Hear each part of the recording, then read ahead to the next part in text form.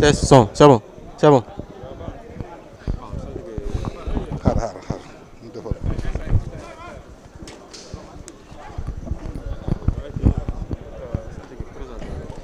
Assalamualaikum warahmatullah. Saltige Oumar Mbeng, saltige Yoff. waaw tey nga ñëw fii si sociétal bi nga xamante ne moo am lycée de Yoff. son excellence monsieur Bassirou Diomaye Faye digle ko en même temps aussi mu nekk cérémonie de lancement bu salle informatique. tey ban impression nga am par rapport ak li nga xamante ne moom la. waaw ñu ngi sant yàlla di wax asalaamaaleykum wa rahmatullah ñu ngi nuyu téléspectateurs yëpp di ñaan yàlla mu defal ñu jàmm defal ñu sutura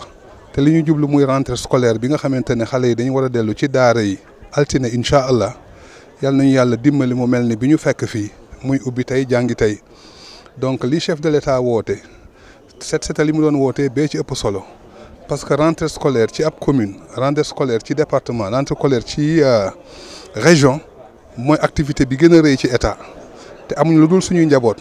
donc tey bu ñu ñëwee fii ci lycée Ousmane Sembène bu Yoff nga xamante ne programme bi président initié tey mu ngi dem fële fa mu jànge sa Demba Diop président mu ngi dem Ziguinchor Assane mu ngi juddoo Yoff jànge Yoff directeur Dakar Dem Dikk lycée bi ñu réceptionné ko fii yëpp nekkoon ban ak i suuf ak i xeer ñu am ñaari fan jiital fi ay bulle ak di ko nettoyé ba tey jii ñu war a ñëw raxas nañ classe yi ci kaw ak xale yeeg jigéen yeeg mag ñi ba yëpp set na ñu war a recevoir salle informatique te ku ne xam na ne nouvelle technique de l'information de la communication muy informatique ku ko amul analphabète ba ngay nekk kon lycée bi buñ ko bu fi DG Dakar Dem Dikk Assane Mbeng indee salle informatique bu complet ak yi mu war a àndal yëpp nga xamante ne xale yi dinañ mën a profiter ci outil boobu donc loolu dafa am solo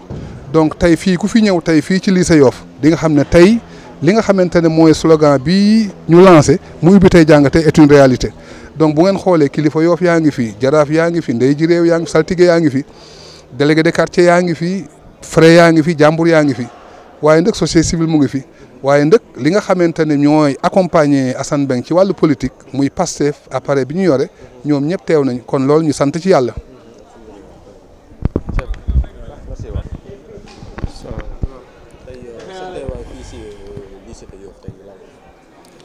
waaw teewaayu tey bi moom defe naa lu bari la bi ci jëkk mën naa wax ne ak mbokk la parce que ki tax ñu ñëw fi tey muy Assane Mbeng maam la ci man bokk ci askan woo xamee ni man ci laa juddoo muy Mbeng bi rëy na ak buur bon loolu benn wàll la ci mbokk ñaareel bi diine la waaw ndax ku ne école rek wax nga njàng te ku ne njàng rek xam nga diine fi mu ko teg ndax li jëkk a wàcc ci alquran mooy iqra mooy jàngal te it jàkk yi li muy baax baax yëpp ndëk école yi moo leen di defar moo tax ñuy faral di wax ne al madaris école yi qabla al masajid yi jëkk jàkk yi parce que bu école amul rek imam bi jiite sax du am parce que ci école lay jóge kon wax fa dëgg yàlla ku ñu woo ci ñaar yi tegati ci baneen bi muy set ak setal waaw setal dafa bokk ci li nga xamee ne yàlla ko jëkk bëgg inna allaha tayyib yàlla dafa sell laa yuhibbu illa tayyiban lu sell rek tamit la bëgg kon képp koo xamee yaa ngi taxaw di defar société yonent bi bañ na ko sallallahu alayhi wa sallam ba wax ne xeetu ngëm yàlla yi nga xamee ñoo am bii ci gën a kawe nga mën ko wax mooy seete ñaari baatu seede yi waaye bii ci mujje te bul ko xeeb mooy fekk mbalit këyit bu nekkoon ci mbedd mi nga déplacé ko waxatuma la nag kuy ñëw di nettoyer kuy ñëw di defar te it laneen def ci bokk mooy yaa ngi defaraale sa réew te defar sa réew nag mooy tàmbalee ko ci sa bopp mbay ci sa we boo xësee ba tàmbale rek dafa naa ne lépp dana ñëw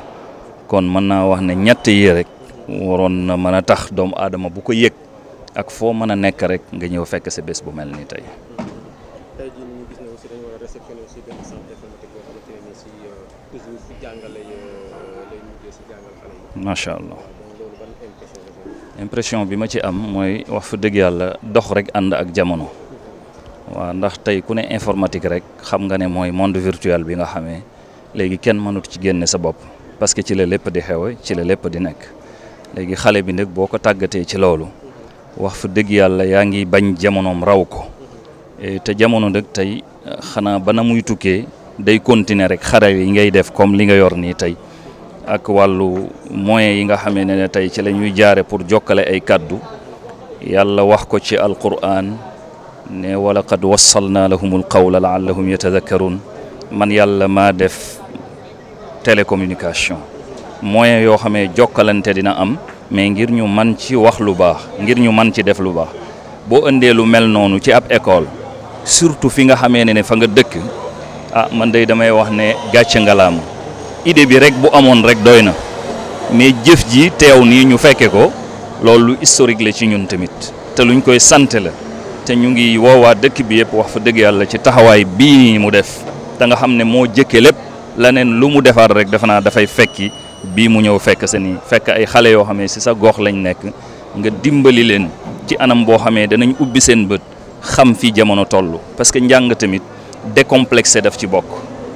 ñin ñi nekk États-Unis tey la ñuy am ak moyens yi ñuy utiliser ba tax bu ñu taxawee ak yow du ngeen yem tey ñu fekk sa la si sa gox andil la ko ci dernière génération yi macha allah loolu defe naa ne war na doy ku ne war na doy nit ku nekk nit ku baax waaye surtout tamit war na doy ab jullit moo tax wax fa dëgg yàlla taxawaay la boo xamee ne bu mucc ayib macha allah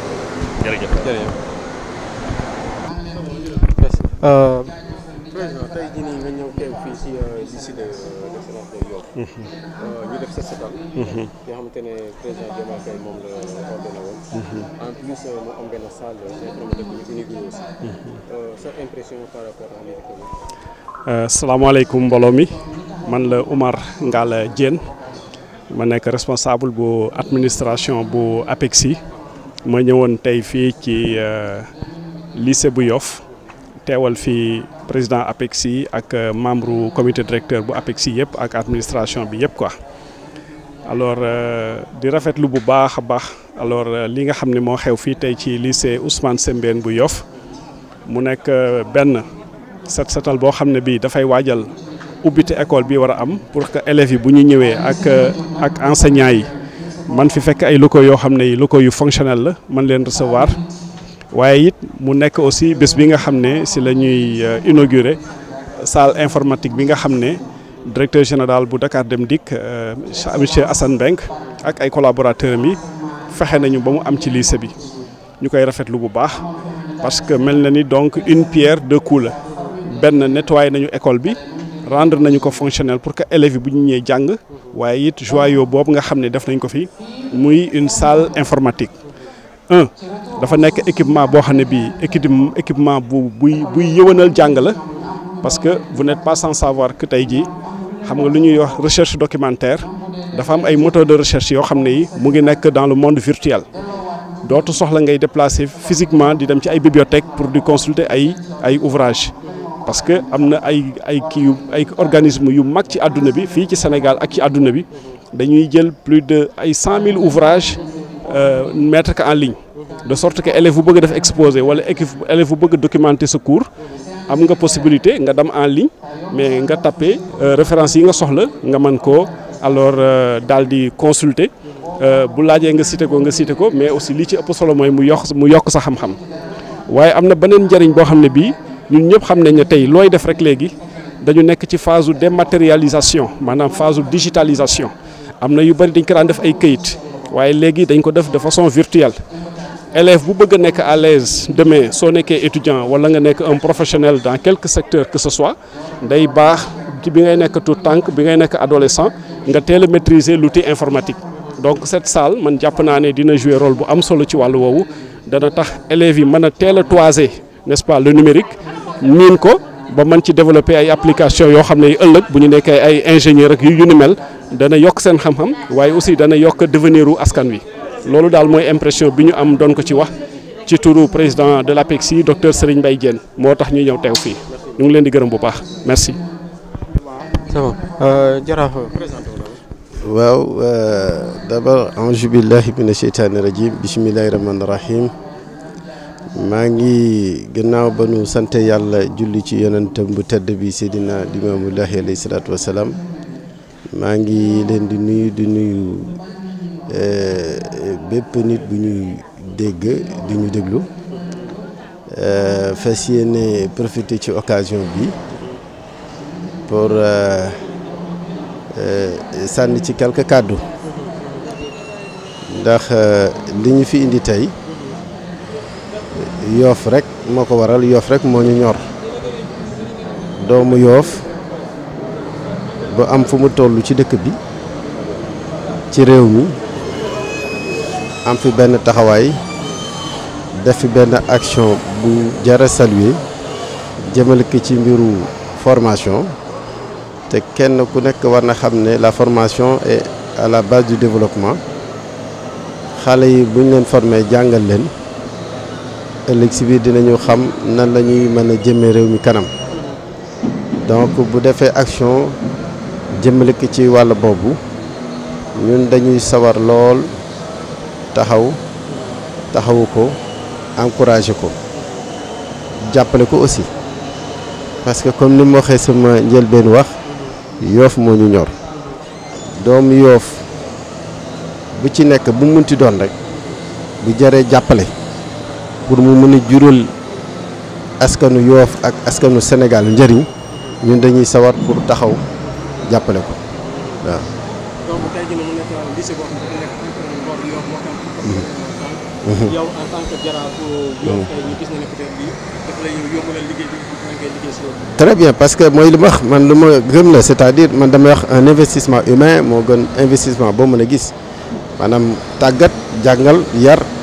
nit ñi xale yi loolu moo gën loo mën a def loo mën a gis nit mën na am àddina ak li ci biir mais boo amuloo xam-xam amuloo yar day mujjee sànku ci ay loxoom donc yu bëri yoo xamante ne am na fi ci dëkk bi ñàkk formation ñàkk yar moo ko indi donc suñu insister ci éducation te ñi nga xamante ne ñoo fi nekk aussi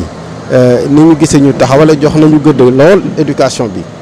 waaw gëm quand même que ne Sénégal mën nañ ko développer ci ressources humaines yi ñu fi am donc ñu jar a jàppale la ñu waaw. wa rahmatulahi taala wa barakatuhu waa Ngor Plus ñu ngi leen di nuyu. waaw tey sa teewaay fii nii lan la woon. waaw dama teew ngir coutume bi ndax bu ñu waxee coutume bi rek mooy lépp lu ŋànk Cap-Vert man nag ma nekk membre ci au conseil de la communauté Lébou di le grand laman de la presqu'île du Cap-Vert Laman Mamadou Lay Niang ma teew fii nag teewa coutume bi yëpp bu ñu waxee coutume bi nag mooy lépp lu xamante ne dafa ŋànk Lébou bi rek moom lañ fi teewal suñu teewaay nag mooy suñu doom la ñu jox ndomb tànk muy ndomb tànk gu am solo bu ñu ko joxee ndomb tànk rek Lébou gi lañ ko jox moom it mu am taxawaay bu mag ci Lébou gi mënoon na yem ne directeur Dakar Dem Dikk laa yem si képp waaye nag yemu si mu ngi si social mu ngi lu jëm si domanial mu ngi jëm si maritime mu ngi jëm si environnement lépp lu nga xamante ne daal dafa nekk njariñ jëm si Lébou gi mu ngi si taxaw muy Assane Mbeng ñu koy ñaanal nag yàlla dafa ko jàmm dafa ko sutura dafa ko xéewal te bu ñu teewee fii ngir ñuy liggéey suñu doom lu toll ni lycée bi di ko setal di nga liggéey bi mu ci ayib bi ñu fiy def xam nga ne ay moyen la waaye xam nga ne bu si état bi jàppoon du sëti ñu koy ñaanal bu baax yàlla jàppale ko waaw. waaw fënkal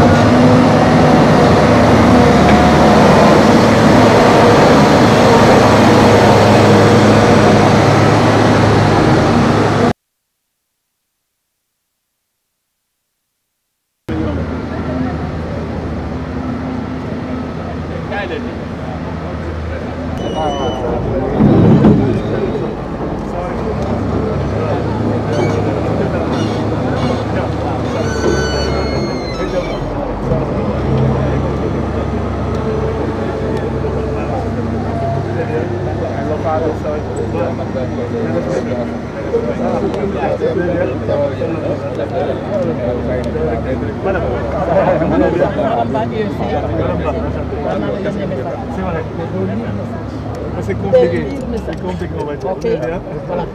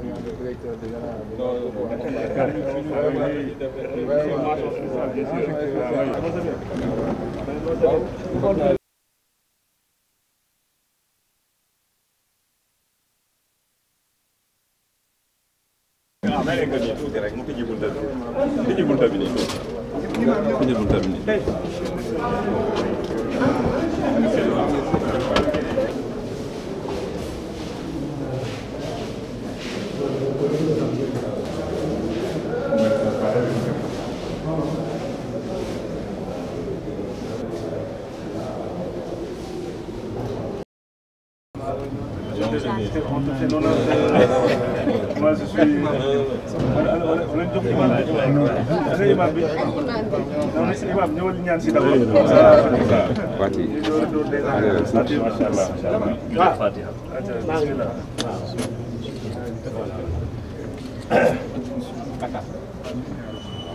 Ayatul kursi.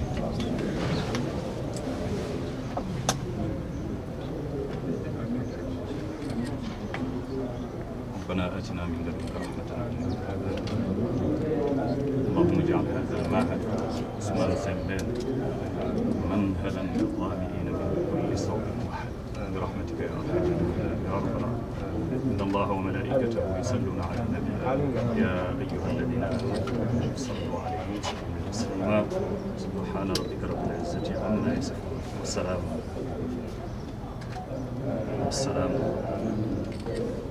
والسلام على المرسلين والحمد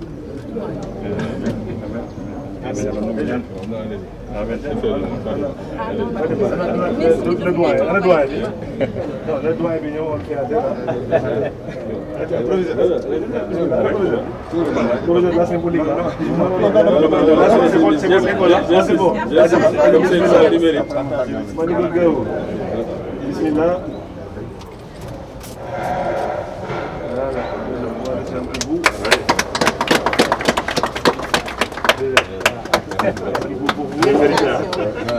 Pour vous,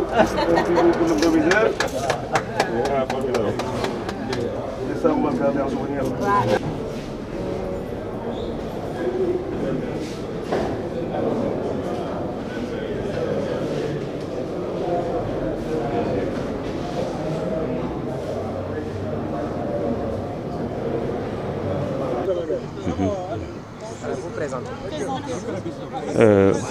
Docteur Hassan Fall, proviseur du lycée Ousmane Sembène de Yoff.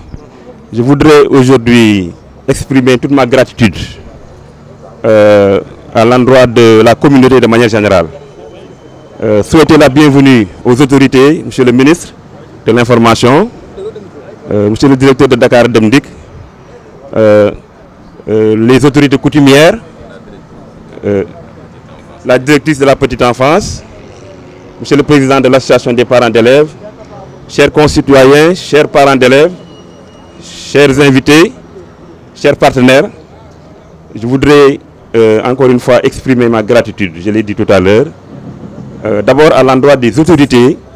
supérieures qui ont eu à initier cette journée de mobilisation. Et c'est vraiment avec plaisir, avec honneur que nous avons ouvert nos portes aujourd'hui à la communauté qui est venue, cette communauté-là, nous accompagner donc pour un bon démarrage des enseignements-apprentissages et dans de meilleures conditions. Et je voudrais particulièrement remercier Monsieur le ministre de l'Éducation nationale que nous avons accueilli ici au mois de juillet, en fin juillet, qui est venu s'enquérir de notre situation et à qui nous avons formulé des besoins, et ces besoins-là, de manière diligente, ont été satisfaits. Voilà, donc nous avons, je peux le dire, une nouvelle école, un nouveau lycée, un nouveau climat, beaucoup plus accueillant, et je suis sûr et certain que les élèves que nous allons accueillir le lundi prochain auront peut-être du mal à reconnaître leur école. Il y a quand même eu des avancées remarquables, des changements qui ont été opérés dans le bon sens. Donc, les besoins, nous avons exprimé ces besoins-là à Monsieur le ministre, il y en a beaucoup. Vous savez, nous en sommes à notre 3e année ici. Nous venons du CM de Yoff. Nous avons délocalisé le second cycle. Nous sommes venus. Lorsque nous sommes venus, bien sûr, je pourrais le dire, nous avons occupé des bâtiments vides. Donc, mais nous avons fait le pari de venir et d'atténuer un peu les difficultés qu'il y avait au CM de Yoff. Donc depuis 3 ans, avec l'équipe pédagogique, avec la mobilisation des partenaires, de la communauté, véritablement, je peux témoigner ici de l'importance, de l'ampleur de l'apport de cette communauté-là. L'école ne peut pas aller sans l'aide de la communauté. Et c'est pourquoi moi, encore une fois, Monsieur le ministre, Monsieur le directeur, je magnifie encore une fois votre engagement à nos côtés depuis le début pour que cette école-là puisse continuer sa lancée de performance. Parce que nous avons ici une équipe pédagogique motivée, des enseignants motivés, bien formés, bien sûr une administration aussi qui est là, disponible. Et tout ce qui reste à faire, c'est que la communauté accompagne encore les élèves pour que l'éducation puisse atteindre ses objectifs. Et votre appréciation sur la nouvelle salle informatique équipée par le directeur de Voilà, formidable. Là, il faut en parler, il faut insister là-dessus. Vous savez, je disais tout à l'heure que nous sommes venus occuper des bâtiments, des locaux vides, voyez-vous. Et progressivement, nous avons cherché à satisfaire les problèmes avec nos moyens, voyez-vous. Mais forcément, l'équipement d'une salle informatique, l'école ne dispose pas de moyens pour le faire. Et c'est la raison pour laquelle, en mon nom personnel, en tant que proviseur, je voudrais exprimer encore une fois mes vifs remerciements à monsieur le directeur de Dakar Dem Dik, M. Mbeng. Et bien sûr aussi, parallèlement, au président de l'association des parents d'élèves, qui est toujours là avec nous, qui vit les problèmes avec nous, voilà, et qui toujours cherche à trouver des solutions. Donc, de manière générale, c'est un lycée qui n'est pas abandonné par la communauté, il faut le dire. Ouais, même lorsque nous étions venus en 2022, nous avions eu le soutien de cette communauté-là. Et je remarque quand même que ce soutien ne cesse de s'intensifier, de se renforcer. Et ça nous donne, nous, en tant que proviseurs, administrateurs, et à toute l'équipe pédagogique, voilà, des motifs d'encouragement. Donc, je ne voudrais pas être long. Encore une fois, Monsieur le ministre, je voudrais vous souhaiter encore une fois la bienvenue. Merci d'être venu partager avec nous cette journée. Voilà, et je remercie aussi, je n'oublierai pas ça de le faire, l'engagement à nos côtés aussi des autorités académiques. Ouais, l'administration centrale est là pour nous accompagner. Donc, il y a un défi qui est lancé au lycée Ousmane Sembène. Donc, à l'équipe pédagogique et aux élèves, pour qui ces structures-là, ces équipements-là ont été faits. Il s'agit maintenant de bien les valoriser, de les utiliser pour améliorer les enseignements-apprentissages et pour faciliter la réussite. Donc, vive le lycée Ousmane Sembène. Monsieur le ministre, merci beaucoup. Vive le directeur de Dakar Dem Dik, pour qui nous prions beaucoup, véritablement, que la mission soit facile pour vous, avec de meilleurs résultats. Nos remerciements au directeur, au président de l'association des parents d'élèves et à toute la communauté. Le lycée Ousmane Sembène est un lycée public, donc c'est pour tout le monde. Voilà, et nous sommes là engagés à accompagner la communauté dans ce sens-là. Merci beaucoup. Merci.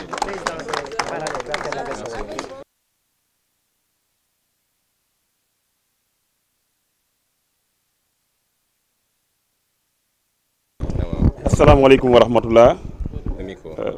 waaw mu présenté wu Assane Fall laa tudd docteur Assane Fall proviseur du lycée Ousmane Sembène de Yoff. voilà donc tey jii moom dañu mën naa wax ni dañu kontaan bu baax a baax a baax a baax ndax bis bi nga xam ne si autorités yi ñoom ñoo ko organisé ubbi buntu école yi communauté bi ñëw bokk ci parents d'élèves yi partenaires yi ñëpp ñëw bokk ci pour taxawu école bi vraiment moi en tant que proviseur mënuma exprimer samay sentiment de satisfaction de remerciement à l'endroit de cette communauté là ak ñi nga xam ne si ñoom ñoo initié bis boobu léegi nag ñun ñoo ci des ñun en tant que administration ak l'équipe pédagogique et les élèves parce que ñoo ngi ñuy taxawu communauté bi autorité yi ñu ngi ñuy taxawu avec cette salle informatique là toute neuve waaw nga xam ni c'est vraiment un bijou un joyau les professeurs yi yàgg nañ ko laaj élèves yi yàgg nañ ko laaj tey la ko yàlla dogal donc dañ ci sant yàlla bu baax a baax a baax a baax waaw di ñaan yàlla élèves yi ak professeurs yi utiliser ko bu baax a baax a baax a baax parce que dafa bokk léegi ci moyens yi gën a yomb pour réussir donc léegi nag loolu buñ ko amee wax dëgg yàlla taxawaayu président APE bi Saltigué Mbeng ak le directeur de Dakar Dem Dikk Assane Mbeng moom moo tax waaw ñooñu ci jàppale bu baax a baax a baax a baax voilà donc bien sûr en coordination avec les autorités académiques donc école bi suñu école la ñun ñëpp donc c'est une très bonne idée que journée yi mel nii ñu koy def en début d'année comme ça communauté bi ñëw dugg ci école bi jëlal ko boppam bokk ci liggéey bi bien sûr parents d'élèves yi ñu ngi ci mais yu mel nii tamit baax na ci que mu gën a ubbeeku donc loolu laa bëggoon a wax rek di sant ñëpp di souhaiter la bienvenue à monsieur le ministre voilà mi nga xam ne si jël na temps ñëw bokk ak ñun moom itam journée bi wax dëgg yàlla dañ ci sant yàlla bu baax a baax a baax waaw di ko exprimer notre gratitude au nom vraiment de toute l'équipe pédagogique les professeurs les élèves et képp ku fi yanu benn bant rek baa nga bale fi dara rek moi en tant que proviseur wax dëgg yàlla daf ma touché dafa dugg ci sama xol waaw parce que xam naa ni seeni doom ngeen ko defal donc mënoon na leen ci bañ a fekk donc loolu ça montre que école bi ñun ñëpp ko bokk voilà donc y a une administration y a des élèves mais élèves yi ci kër yi la ñuy jógee voilà ci kër yi parents yi ñoo fa nekk donc parent bu bàyyi doomam mu ñëw ci benn école rek bëgg na mu jëlee fa lu baax réussite léegi nag fa école bi fa élève bi toog dafa yendu wax dëgg yàlla dafa war a nekk dafa war a nekk cadre bu baax waaw ñun ñoo ngi ciy bay suñu waar en tant que administration lycée moom xam ngeen ko censeur le proviseur waaw intendant tout ça les professeurs tout le monde est là les gens sont mobilisés wax dëgg yàlla li des rek mooy que effort yi nit ñi def communauté bi def pour école bi mu am résultat élèves yi xam bu baax a baax li ñu leen defal parents yi aussi xam li ñu leen defal voilà le lycée de Yoff vraiment est sur la bonne voie donc lii day renforcer rek effort yi ñuy def donc ñu ngi ñaan yàlla bu baax a baax a baax a baax am de bons résultats en fin d'année et di nuyu ñëpp di sant ñëpp bu ci taxawaay bi jërë ngeen jëf.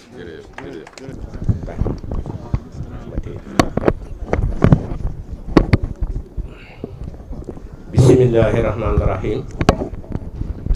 a'uuzu billahi mina seytaani rajim la xawla wala quwwata illa billahi ali azim ñu ngi nuyu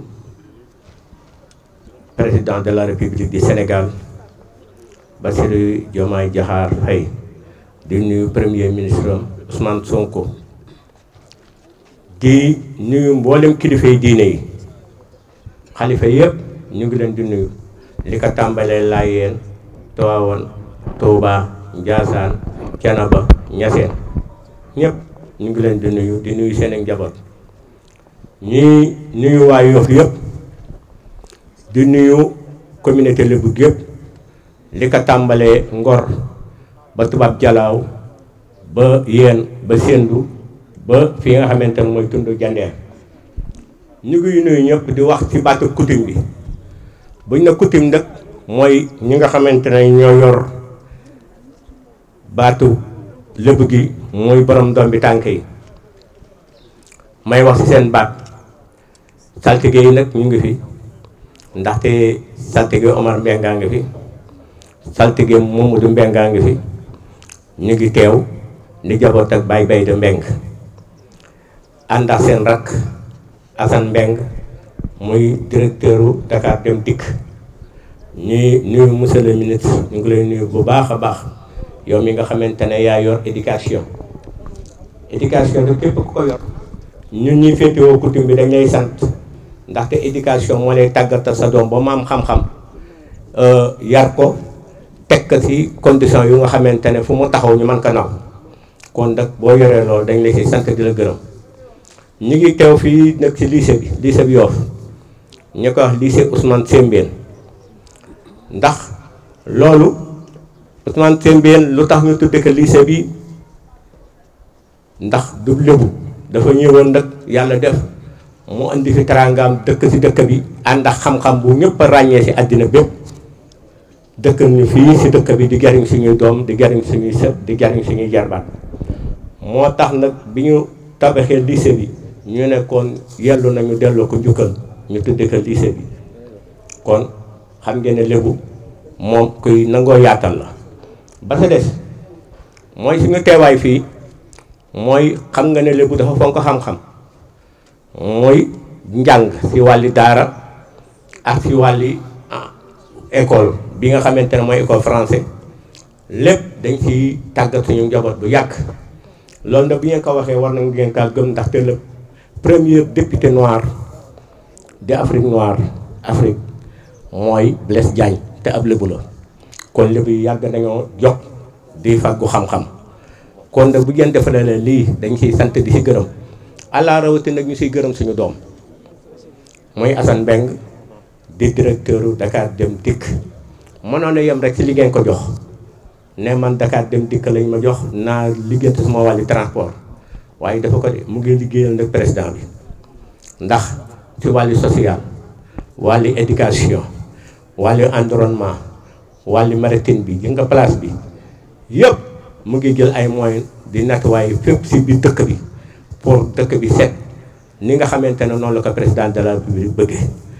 tey jii mu ñëw ci lycée bi defaraat lycée bi ba mu jag mu indi fi salle informatique bu mu ci ayib bi indi fi ay moyens yu nga xamante ne pour suñuy doom mën fee jàng ci bonne condition kon dañ koy wax ne ñu ngi koy sant di ko gërëm di wax ne nag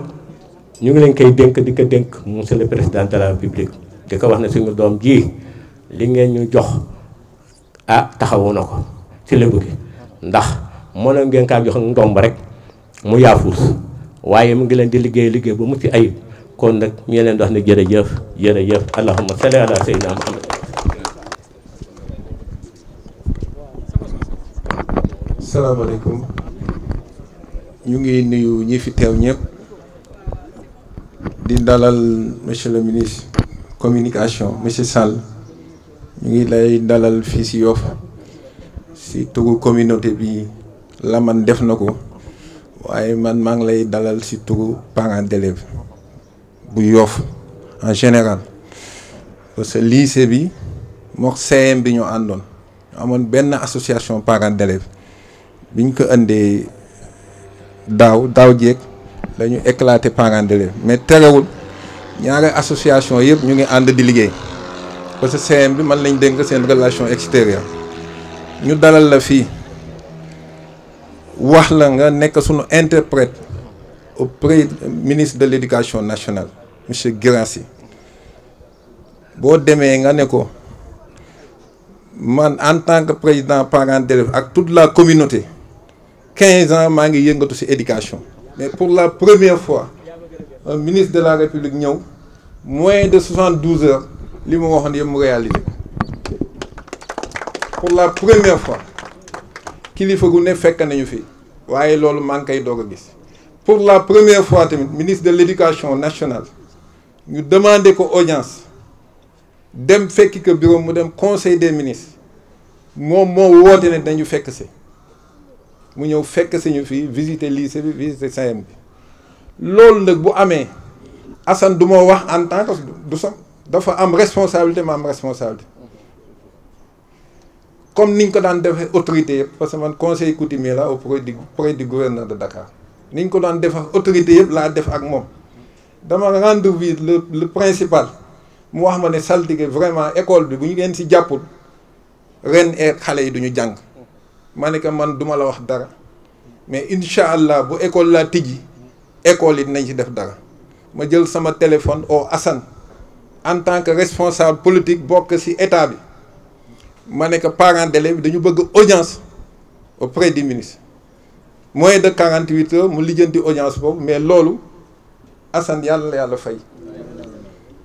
ministre bi ñëw fii visiter école boo xam ne l'entrepreneur livré ñu ça fait pas 4 mois fenêtre yëpp mënatul woon tijjeeku ak porte yi xale yi tàngaay di leen bëgg a rey bi mu ñu demandé lan mooy seen besoin ñu ne ko école bi daal fenêtre yi bu ñu sañoon ñu changé ko ak porte yëpp vraiment mu def si taxawaay bu am solo moins 2 mois mu yebal entrepreneur ñu réhabiliter école bi defar fenêtre yi defar porte yi tey sunu doom ndëg laay mujjee muy Assane du ma wax en tant que grand frère am dafa am responsabilité ma am responsabilité Assane ñu ngi lay sant mais boo deful lii da ngay jaaxal waa Yoff parce que sa waajur Alhaji Bayda Mbeng dafa doon def politique ñun ku yeewu suñu kër rek da ngay gis ñu def politique yëpp partout sous contrôle de saltige Omar ak Maam Alsane Assane mënul def leneen lu li mu def lii rek la mën def mënul def leneen bu defoon leneen rek dafay jaaxal waa Yoff parce que waajuram daf ñu doon wax ne doom maa ngi dem bàyyi leen mais Yoff a ngi noonu sama gannaaw bu ngeen xëyee lu Yoff bëgg na ngeen ci taxaw bu Yoff alal amee alal bu leen laal alalu Yoff bu Yoff bëggee xeex jiitu leen ci kanam Assane loolu la def tey kon Assane merci encore nga santal ñu monsieur le ministre de l'éducation mais buñ ko santee Assane dafa am ñu ko jox doole mooy le président de la république Bassirou Diomaye Diakhar Faye moo ko jox cër jaare ci premier ministre Ousmane Sonko dama wax ne bi ma nekkee ci éducation depuis le maire Oumoul Khayri maa ngi ci éducation di liggéey waaye lii autorités yi def tey mu ngi doog a am kon Assane yaa ngi yëngatu ci politique ñu ngi lay ñaanal yàlla dëgëral la waaye nag ñu ngi ñaan ñëpp jàppale ko parce que bari na lu rëccoon Yoff ak collectivité bi bu ko ñëpp jàppale lépp dina dellu si kon Assane yàlla la yàlla lafal cet yàlla jàppale la kàttanal ñi nga àndal yëpp monsieur le ministre boo demee ci Guirassy nekk ñu ngi koy sant école bi ak CM bi ça fait 1 mois la ñu IEF convoqué présenté ñu plan le nouveau plan construction du CM de Yoff problème procédure moo ko téye mais xam naa léegi construction yi commencé mais loolu Yoff yàgg na fi autorité yàgg na fi mais mu ngi doog a am Assane yemul tey ci journée nettoiement dafa am suuf su bari te ñaari école yëpp soxla ko mu ne ma na nga détaché 3 camions suuf nga yóbbu ko CM ba ñu dimbali leen kon Assane jàppale na lycée bi jàppale na CM Yoff kon monsieur le ministre naaj bi tàng na maa ngi ñaan communauté bi yëpp ñu ñaanal président parce que dafa yenul suñu cër Bassirou Diomaye te réew mi ñu ngi gis ne mu ngi commencé tegu yoon parce que dëgg yàlla moo ko moom te réew mi mu ngi tegu yoon jafe-jafe nag jubbanti du yomb jubbanti yombul comme ñu ngi jubbanti ñun ñëpp nañ leen ñaanal jàppale leen ba mission bi leen Sénégal yéen yàlla defal leen ci ndam lu yaatoo ci barke Seydina Mohamed. Assane, tu as l'appui de tous les parents d'élèves de Yoff en général. Yoff dafa am monsieur le ministre on a 9 écoles primaires ak un CM ak un lycée ak presque 50 écoles privées ci biir commune bi kon éducation Yoff xaw na danse waaye besoin yi nga xam ne le proviseur wax na ko lu ngeen ñu ci dimbali rek ñu jël incha allah Assane nag jox ñu salle informatique man mii la boole woon ak partenaire bi ñuy bindante di signer di bindante di signer di bindante ba tey matériel bi ñëw tey jii ku dugg ci salle bi sa xol dina féex xale yi boobu ba léegi ñu ngi jaabante kon Assane encore une fois merci merci merci yàlla yàlla jàppale. On donne la parole à monsieur Assane Mbengue, le directeur général de Dakar. Merci beaucoup. Français ou Wolof? Vous faites du français d'abord. Ok, d'accord. Non, on est à Yoff, on peut parler Wolof, on peut parler français. Les deux, français et Wolof. Salam alaikum wa rahmatullah. Bonjour à nos amis de la presse. Vous me permettrez d'adresser des salutations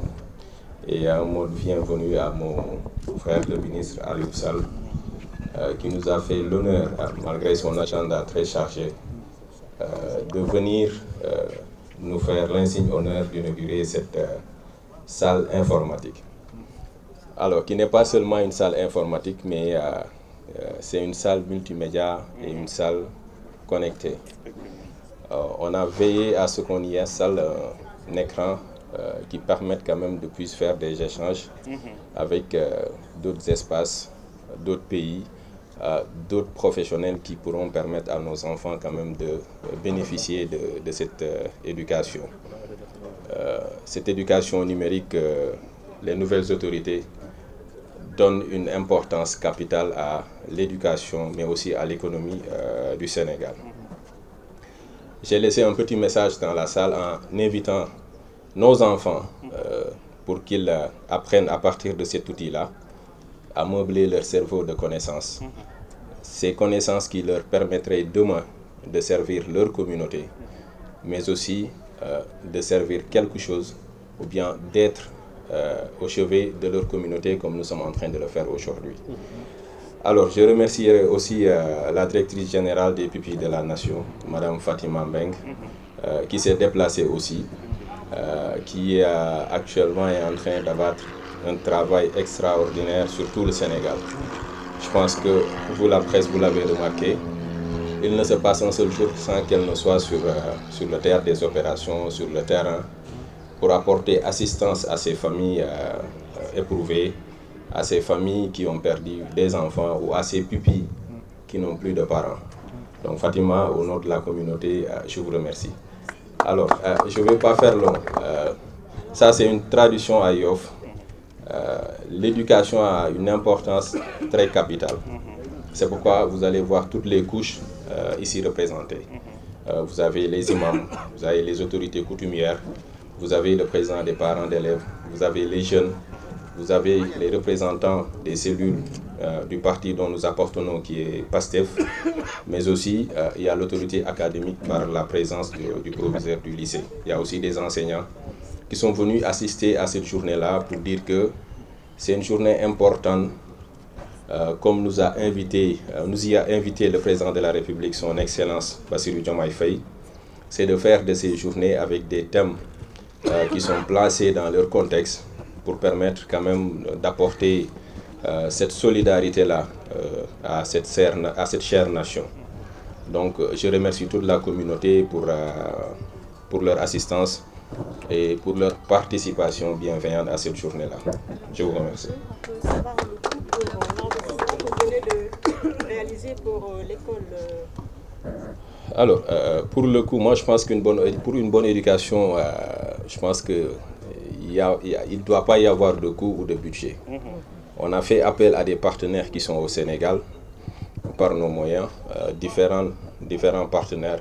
Et chacun y a contribué dans le cadre de leur politique RSE. Donc on les a encadrés, on a insisté quand même pour avoir une salle équipée entièrement. Vous allez voir qu'il y a des imprimantes, il y a des scanners, tout le dispositif pour que la salle puisse être une salle connectée, une salle multimédia. Cet équipement-là est bien installé dans la salle. Donc je pense que sur le coup, ce n'est pas très important. Voilà. Alors,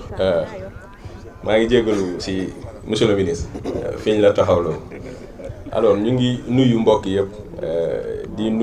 di commencer par nuyu son excellence, excusez-moi, le président de la République Bassirou Diomaye Diakhar Faye et son premier ministre le président Ousmane Sonko, c'est pas nécessaire. alors ñu ngi leen di nuyu di rafetlu initiative bi nga xam ne moom lañ jël pour Sénégal fi ñu taxaw tàng na mais biñ ma laajee ne ma est-ce que dañu wuti bâche def cérémonie mën na leen c'est pas le sens de ces journées là. journée yi dañu bëgg parents d'élèves yi ñëw élèves yi ñëw communauté bi génne ñu dem nettoyer école bi parce que liñ ci bëgg mooy élèves yi bu ñu ñëwee altine ñu fekk ay classes yu fonctionnelles opérationnelles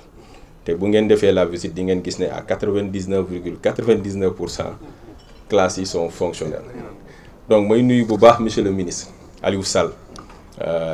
mu ñu dénk ko tey lépp loo xamante ne mooy xarala yu yees yi ñu xam àdduna fi mu toll ak mission bi ñu ko dénk tey li mu war a représenter ci ëllëgu Sénégal moo tax j'ai bien insisté ne que bu ma sañoon daal sa taxawaay dina fa am solo pour que xale yi nga xam ne ñi ngi ñuy seetaan ñu gis ne accordé nañ une importance capitale ci seen ëllëg donc tey importance boobu noonu éducation numérique daf ci am solo donc ñu ngi wax léegi proviseur bi ne que dinañ def le suivi parce que bëgg nañ muy proviseur bi ministre mi ngi koy wax sànq ne ma am nañ benn curricula bu ñu nekk di développer boo xamante ne c'est destiné à l'éducation ñu bëgg yooyu bu paree ñun lycée bi ñu xam ne am nañ salle bu pare ay ke bu boobaa suñuy doom suñuy njaboot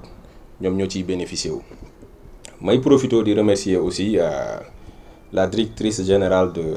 des pupilles de la nation muy madame Fatima Mbeng muy sama petite sœur ñëpp gis taxawaay bi mu am ci mission bu rëy biñ ko dénk ñu dénk ko njaboot yi nga xam ne dañu nekk ci désarroi dénk ko tout tànk yi nga xamante ne gisatuñu seen ay wéejur tey jii nag mu mat leen sëkk wéejur parce que ñëpp gis nañ ko ci Sénégal mu fépp foo xamante ne gis naa ko mu yéeg ci ay gaal di traversé ma ne ko xanaa Mauritanie nga jëm wala Guinée donc loolu lépp day wane engagement bi nga xam ne moom la am ñuy remercier l'autorité académique le proviseur defe naa depuis ñu xamante yàggul bi fii ministre di ñëw la ñuy soog a xamante ñu gis taxawaay bi mu am saa bu ñu ñëwee amul vacances amul beneen jour mi ngi taxaw pour que bien bi nga xam ne moom lañ ko dénk mu yar suñuy doom lépp loo xam ne war na ko ci am comme taxawaay mu nekk ci donc ñu koy remercier bu baax a baax di remercier aussi le président des parents d'élèves ñu gis taxawaay bi mu am moom tim parce que du léegi Yoff bu amee lycée tey ci seen ay initiative la jóge parce que CM rek moo fi amoon bi ñu demee ba nga xam ne suñu doom yi bu ñu amee BFEM bu ñu leen nu mu tuddati yóbboo ci lycée yu sori ñu gis ne taux bu bari dañuy bàyyi parce que problème mu transport ak leneen ñu xar seen tànku tubéy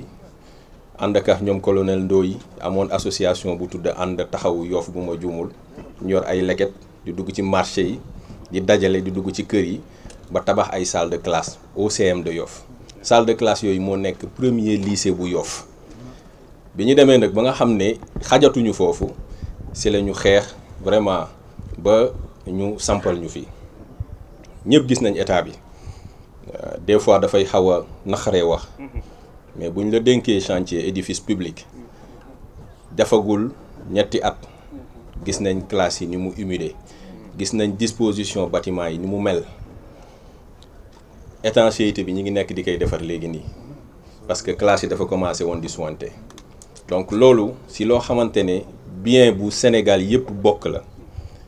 ñu dénk ko nit jox ko wóor na la fay nañ ko parce que ça rentre dans le cadre de budget mais ay la yëwén mooy liñ ko dénk naka tabax ba ñun duñu am pour ñëw def ci liñ ci def lépp parce que ça fait une semaine ñu ngi fi di rembale di sëkk di daaj di dindeex yëpp te mënoon nañu si bañ a fekk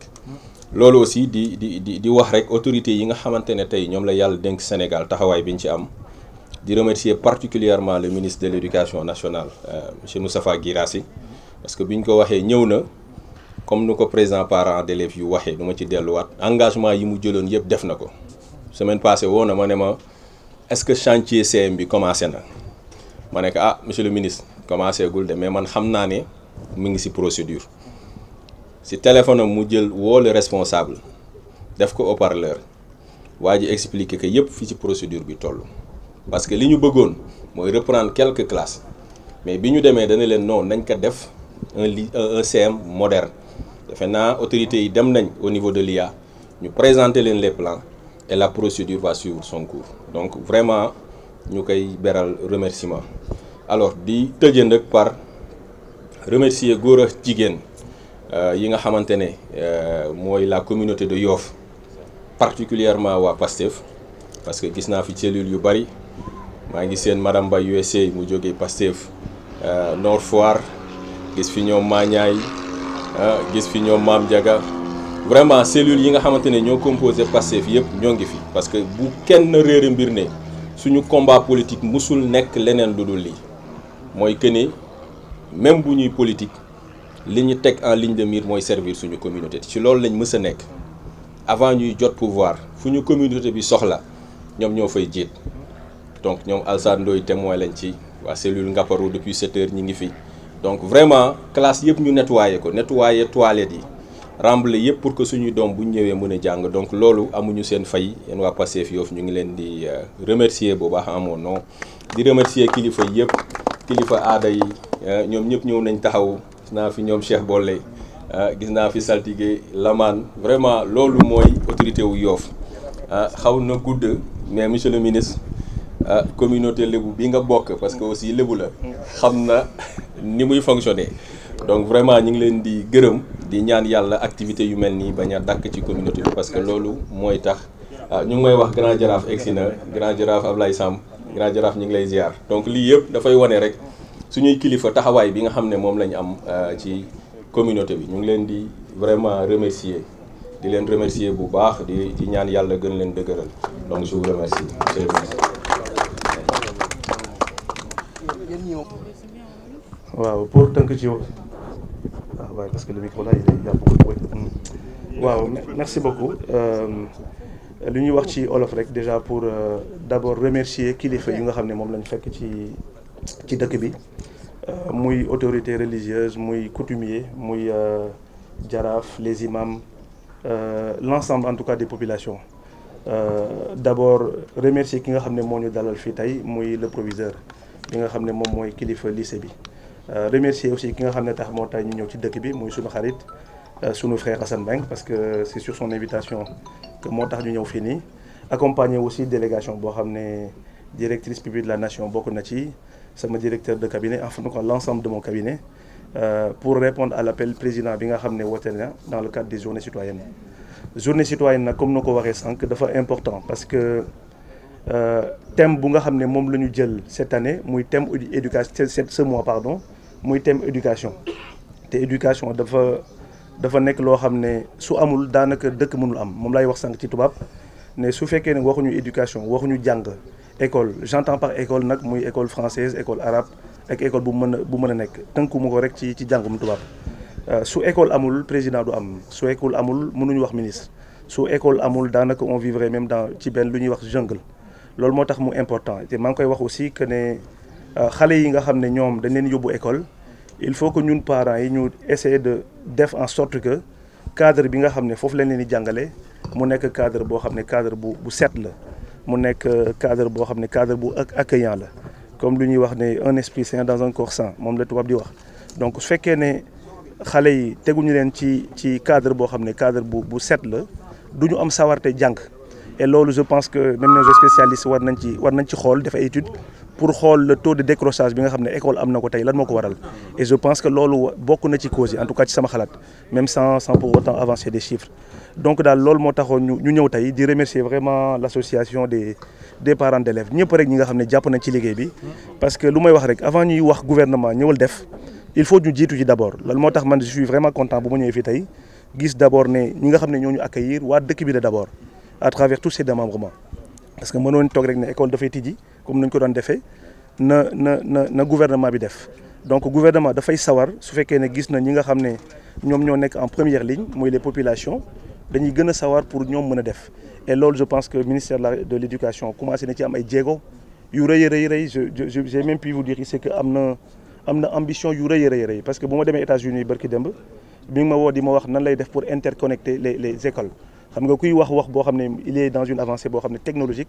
kooku réhabiliter ay école et cetera kooku je pense que c'est quelque chose boo xam ne qui coule de source pour lui loolu moo tax may remercier waat vraiment ñi nga xam ne dalal nañu fi di wax rek ne Sénégal encore une fois le gouvernement va tout mettre en œuvre ci li nga xam ne doon na am muy ci ay abri provisoire muy école yoo xam ne c'est pas propice à accueillir des enfants et cetera état bi dina ci jël ay matuwaay yu mat sëkk. Ça c'est des instructions que le président de la République nga xam ne joxe na ko jox ko premier ministre am jox ko le ministre de l'éducation pour que en tout cas année bii di ñëw incha allah qu'on puisse mettre tout en œuvre pour que lépp loo xam ne abri provisoire la mu denc Sénégal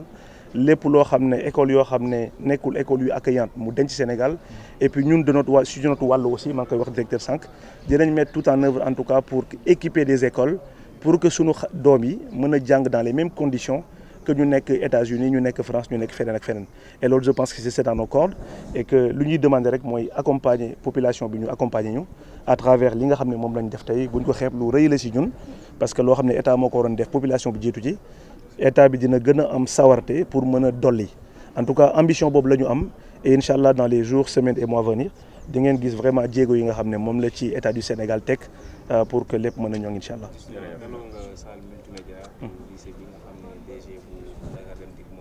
nan la ñu mën a jàppee ne dafa lëkkaloo politique yi nga xam ne moom mooy am ci wàllum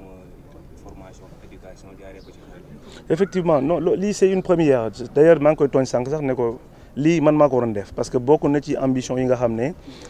moom la ñu président bi digal c'est même pas un président dafa def lu ñuy wax un objectif stratégique c'est-à-dire comme numérique ni nga xamee ne dafay contribuer de manière significative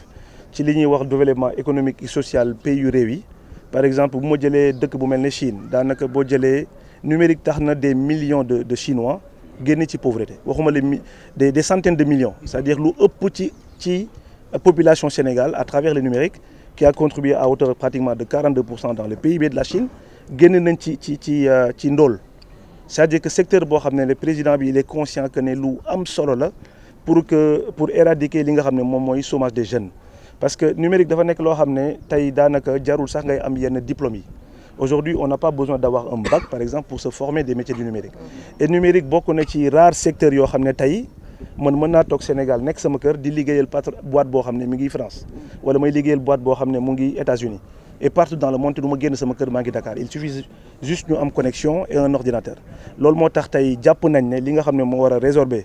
gap bi nga xam ne moom lañu en terme de chômage jàpp nañ ne numéro bi dina ko dindi loolu moo tax ñu féliciter vraiment le directeur général féliciter vraiment l'ensemble des populations et ni ma ko waxee sànq dinañu def des jéego que salle bu mel nii wala boo xam ne bu ko gën a ñoŋ incha allah j'espère qu'on va même commencer ici pourquoi pas pour que lycée bu nekk Sénégal wala même dans la petite enfance que ñu mën a am salle yu mel nii et du loolu sax parce que ñu ngi ambitionner aussi de mettre en place ce qu'on appelle des unités de production parce que Sénégal toll na foo xam ne ñun ñëpp on utilise des caméras des téléphones des smartphones toll na ñu mën a defar li nga xam ne moo la ñu tuddee les devices informatiques muy tablette muy téléphone muy ordinateur loolu bokk na ci ambition yi nga xam ne gouvernement du Sénégal am na ko parce que dañu bëgg ci at yu néew que au lieu que ñuy continuer di jàngal suñu doom yi tubaab boo xam ne làkku jàmbur la nampuñu ko que suñu doom yi di mën a def mathématique en wolof di mën a def mathématique en alpulaar di mën a def mathématique en séeréer et cetera et toutes les langues loolu mooy ambition bi loolu nag dafa am ay étapes yoo xam ne yu ay prérequis li tubaab di wax prérequis parce que mënuñu ne dañuy jàngale à travers l'informatique ba pare amuñu jumtukaay yu war pour ñu mën a jëmmal jàngale boobu noonu moo tax étape yooyu en tout cas y a une vision très claire en tout cas de ça et que mënuñu xëy rek def lépp on va faire petit à petit et inchallah en tout cas la vision elle est là et inchallah on compte vraiment la matérialiser dans les années à venir inchallah. C'est bon, parfait. Merci beaucoup. C'est bon. Bonjour.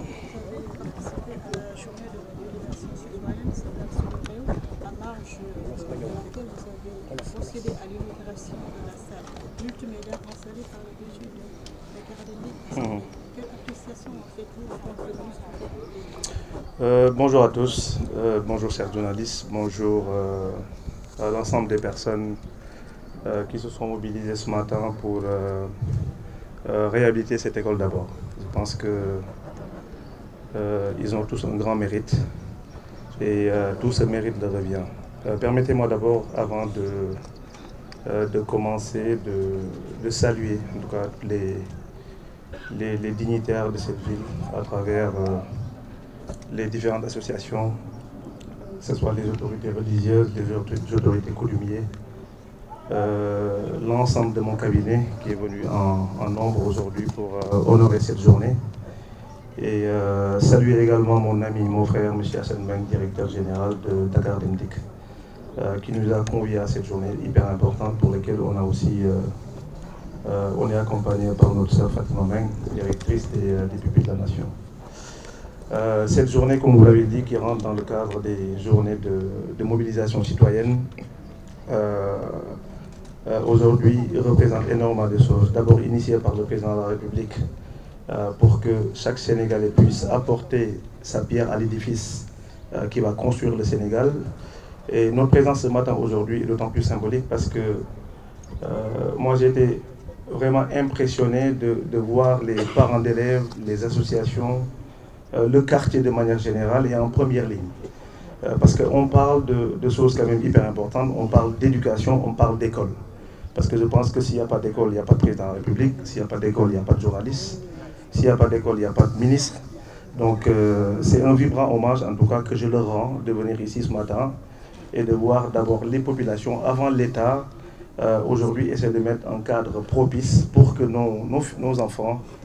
nos nièces, nos neveux, etc. puissent avoir une rentrée des classes dans les meilleures conditions. Parce que je rappelle souvent que de la même manière qu'on se lève le matin et se retrouve dans un bureau propre, que ce soit journalistes, que ce soit les gens qui travaillent dans le gouvernement et partout ailleurs, de la même manière, on doit se mobiliser pour que nos enfants étudient dans des conditions acceptables. C'est hyper important. Parce qu'ils passent plus du temps à l'école que même dans les propres maisons. C'est pour ça que cette journée-là, elle est d'autant plus importante. Encore une fois, si l'engagement première, elle est faite d'abord par les populations, parce qu'on pourrait se dire on attend le gouvernement venir balayer, etc. En tout cas, dans ce programme de co-construction, dont le président de la République appelle de tous ses voeux,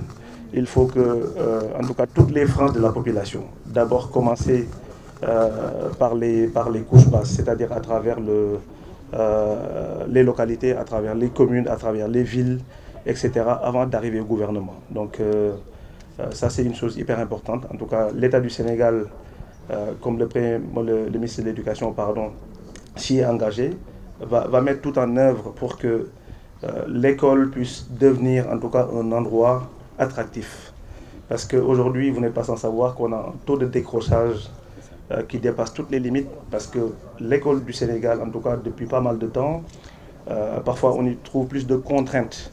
C'est pour ça qu'il est important quand même d'avoir un cadre de vie propre, un cadre de vie accueillant pour que nos enfants puissent en tout cas avoir la motivation de venir à l'école. Et c'est à cela que je salue aussi l'initiative qui a, en érigeant en fait une salle informatique, initiée par le directeur général de Dakar Dem Dikk, mon ami M. Hassan Meng, parce que vous n'êtes pas sans savoir le rôle, en tout cas essentiel et capital que le président de la République accorde au métier du numérique. Aujourd'hui, pour lesquels je pense que il est revenu là-dessus dans pas mal de ses discours, en disant que en étant conscient que le numérique sera un fort levier pour le développement économique et social de notre cher pays. C'est pour ça, en tant que ministre, moi je suis doublement heureux aujourd'hui de venir ici, parce que je disais au directeur que nous avons un programme demain pour ériger à toutes les écoles du Sénégal d'initier nos enfants dans le métier du numérique. Parce qu'on sait que à travers ce qui a été fait ici, au-delà même des ordinateurs, d'avoir des salles entièrement équipées, entièrement numérisées avec des écrans interactifs, nous avons la possibilité demain, en tout cas à travers cette salle-là, d'avoir un professeur des États-Unis, de la France, de partout dans le monde pour pouvoir donner des cours sans que les enfants puissent en tout cas partir de cette salle. Donc ça montre une avancée technologique encore une fois et ça montre en tout cas le rôle que l'État veut jouer à travers le numérique pour l'éducation de nos enfants et pour plus les imprégner dans le métier du numérique pour lequel on sait que en tout cas le champ des possibles est illimité. Donc c'est pour ça que je suis doublement heureux et que l'État du gouvernement, l'État du Sénégal en tout cas, comme je disais, à travers son président et le Premier ministre et tous les démembrements de l'État, mettront tout en œuvre pour que, en tout cas, l'éducation puisse reprendre la place qu'elle n'aurait jamais dû quitter. Donc voilà, c'est ce que je voulais dire en quelques mots en français. Donc encore une fois, remercier toutes les personnes qui se sont levés ce matin pour en tout cas balayer, nettoyer et puissent faire en sorte que les enfants vont être accueillis lundi dans des cadres les meilleurs. Voilà.